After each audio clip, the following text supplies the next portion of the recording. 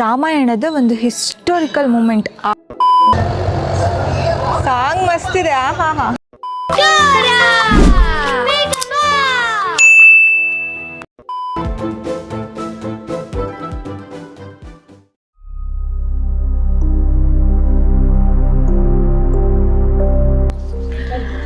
Hello ಎಲ್ರಿಗೂ. So ಇವತ್ತು ನಾನು ನಾರ್ತ್ ಹಂಪಿನ ನೋಡೋಣ ಅಂತ ಡಿಸೈಡ್ ಮಾಡಿಕೊಂಡು ನಾರ್ತ್ ಸೈಡ್ ಬಂದಿದ್ದೀನಿ.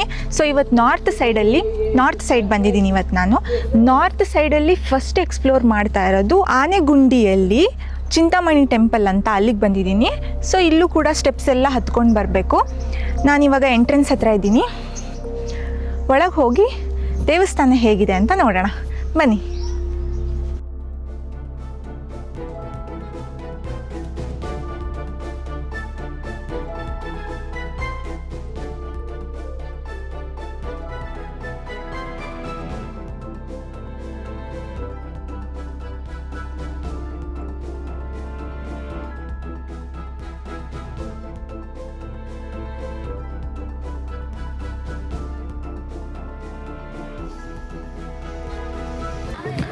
ಸೊ ನಾವು ಹಿಂಗೆ ಹತ್ಕೊಂಡು ಮುಂದೆ ಬಂದಮೇಲೆ ಇಲ್ಲಿ ಒಂದು ಚಿಕ್ಕ ಗುಡಿ ಇದೆ.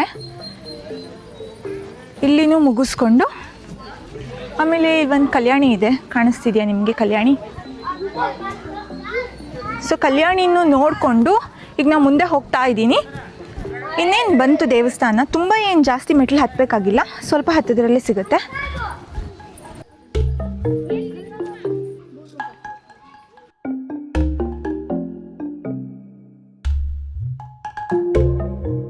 ಏನಂದರೆ ನಾನು ಅಂದ್ಕೊಂಡಿದ್ದಷ್ಟೇ ತುಂಬ ದೂರ ಇಲ್ಲ ಅಂತ, ಬಟ್ ಇದೆ. ಫಸ್ಟ್ ಇಲ್ಲಿ ಗಣೇಶನ ದೇವಸ್ಥಾನ ಸಿಗುತ್ತೆ ಈ ಥರ. ಫಸ್ಟು ಗಣೇಶನ ದೇವಸ್ಥಾನಕ್ಕೆ ಹೋಗಿ ಆಮೇಲೆ ಹೋಗೋಣ ಮೇಲೆ.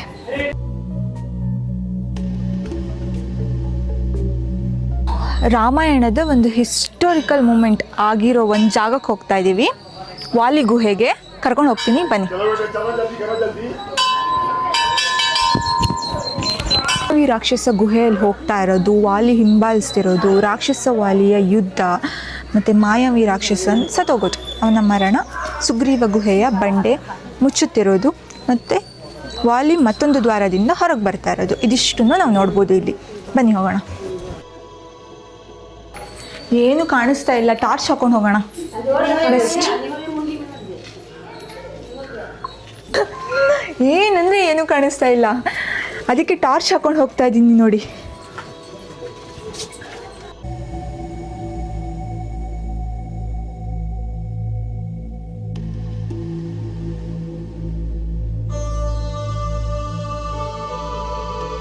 ಎಲ್ಲ ಕಡೆನೂ ಕಲ್ಲು ಕಟ್ಟೋದಂತೂ ಜನ ಬಿಡಲ್ಲ. ಸೊ ಇಲ್ಲೂ ಕಟ್ಟಿದ್ದಾರೆ, ನೋಡ್ಬೋದು.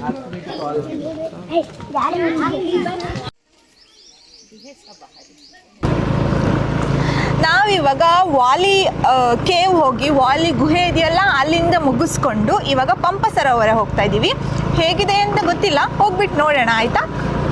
ಇವತ್ತು ಖುಷಿ ಏನು ಅಂತ ಅಂದರೆ ತುಂಬ ಬಿಸಿಲಿದೆ, ಬಟ್ ಬಿಸಿಲು ಸುಡ್ತಾ ಇಲ್ಲ. ಬೆಂಗಳೂರಲ್ಲಿ ವೆದರ್ ಹೇಗಿದೆ ಅಲ್ಲ ಹಾಗೆ ಇದೆ, ಮಸ್ತಾಗಿದೆ. ಅದಕ್ಕಿಂತ ನೇಚರ್ ಸಖತ್ತಾಗಿದೆ ಗೊತ್ತಾ, ನೋಡಿ ಹೆಂಗಿದೆ.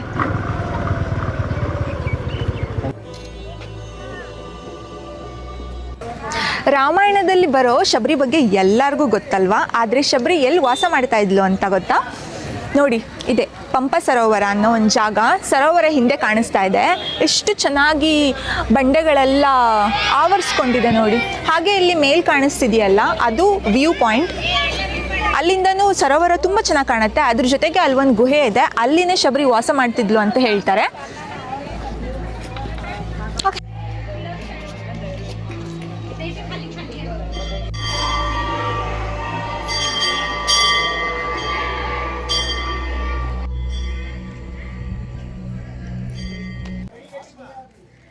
ಇವತ್ತು ಎಲ್ಲ ಕಡೆಯಿಂದ ಸ್ಕೂಲ್ ಟ್ರಿಪ್ಪೇ ಬಂದಿದ್ದಾರೆ ಹೆಚ್ಚು. ನಾನು ಎಲ್ಲ ಕಡೆ ಹೋದಲ್ಲೂ ಇಲ್ಲೂ ನೋಡಿ.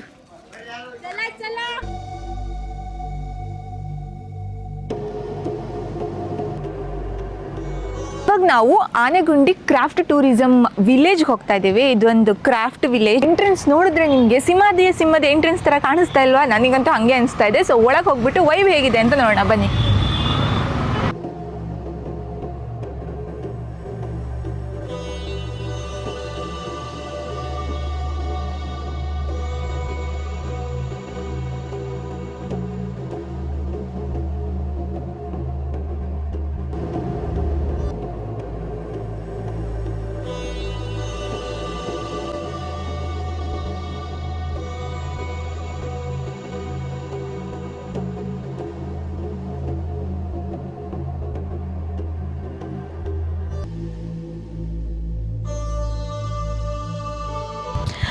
ನಾವಿವಾಗ ಬಂದಿರೋದು ಚಿಂತಾಮಣಿ ಮಠ ಅಂತ.